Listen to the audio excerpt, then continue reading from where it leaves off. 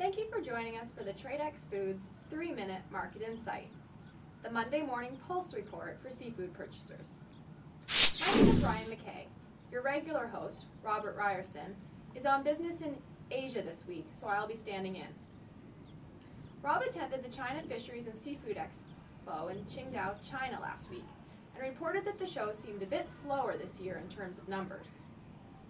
The most interesting thing he noticed was that most attendees were seafood suppliers there to offer their products to the domestic market.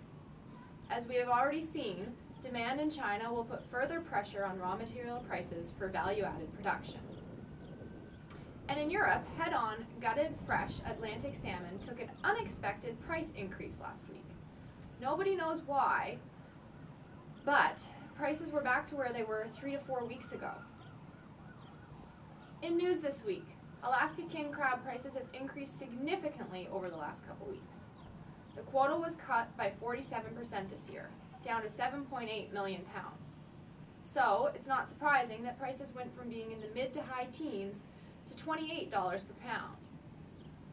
Despite the high prices, interest has not diminished. The highly prized Alaska king crab remains a favorite at white tablecloth restaurants. Moving forward, prices probably have a bit further to rise before buyers consider switching to alternate species, like the Alaska snow crab. And in other news, prices on once frozen Alaska Pollock fillets have fallen 10% in the last 3 months. The downward price trend is a result of large inventories of finished product in Alaska. Once frozen fillet prices had been artificially high, and the price gap between once and twice frozen fillets is now shrinking. Moving forward, it's expected that the downward pressure will continue. Buyers have already made their purchases for Lent, and Alaska's A season begins in February. This means that there will be no shortage of supply. Next up, the halibut market has been dead for a couple of weeks now. Prices have come down about 40 cents in the last month, but buyers are still not interested. Most people switch to alternate species, and it's unlikely they will switch back to halibut unless prices come down further. We expect that they have room to drop by another 40 to 50 cents before buyers show interest. And in Europe, I've been hearing that Chinese companies are no longer granting payment terms to buyers in Italy, Ireland, Greece, and France.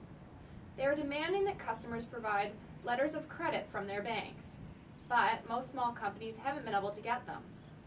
This means that sales to smaller European companies will continue declining.